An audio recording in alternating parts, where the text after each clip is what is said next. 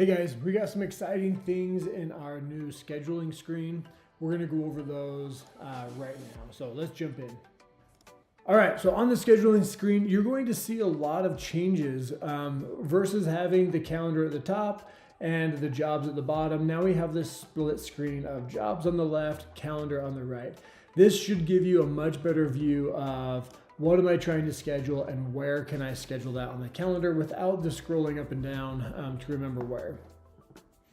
The next biggest thing you're going to notice is the drag and drop. So I can click on a phase and I'm going to drag this over to the calendar, and now I can schedule this. All of this information is going to be pre-filled for me based on how I estimated this. So I estimated 13.2 hours for my excavation crew. We're going to automatically populate the crew, the hours based on when I drag and dropped it. The days will be sequential. If I get rid of this and I add another day, again, it's going to be sequential at the same time.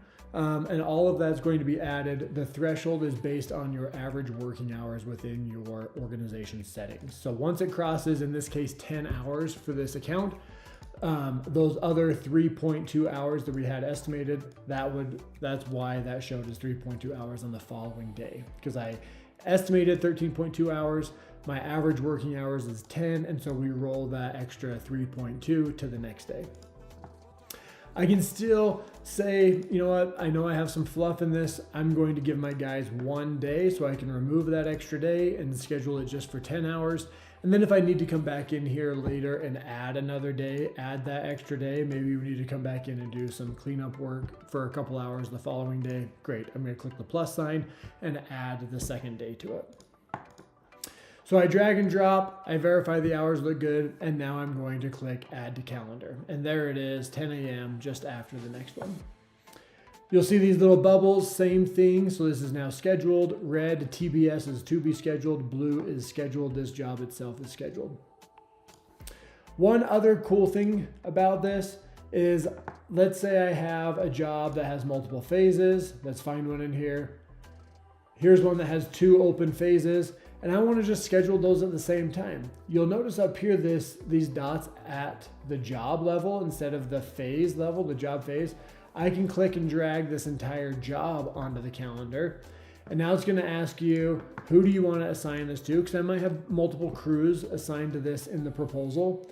So who do you want to assign this to? How many hours do you want to assign to each block? And now it's going to schedule all phases, at least the phases that are to be scheduled. This one was already scheduled, so we didn't touch that. But all phases that are to be scheduled, you'll now see that I have 2 separate phases over here on the calendar that we scheduled at the same time. So you can schedule an entire job all at one time versus scheduling individual phases. So really cool aspects there. So hopefully this helps. I can click on these still and open up the modal without having to schedule it. So clicking on the phase allows me to open this up, view work orders, all the same information that we had before. Clicking on a job opens up the job modal if I need to push this to QuickBooks or sync something else. So lots of functionality in here that allows you to drag and drop. The next thing that we're talking about that's been a highly requested item is this is our list view. Let's jump over to the calendar view. So now I have this list of jobs that I can drill down into, and I'm going to filter by to be scheduled and scheduled. And I can filter by show me all of my crack seal jobs that need to be scheduled. And so it'll filter by the phase based on what needs to be scheduled. So now I can view, if I drill down into here, these are the jobs that I have. Clicking on these will open up a modal and allow me to drag and drop directly from this calendar. So I've got this is kind of a random account in here, this demo account, but here's a job. Again, I can drag and drop directly from here. This is all going to be pre-filled based on the proposal, and I can schedule this directly from my map now.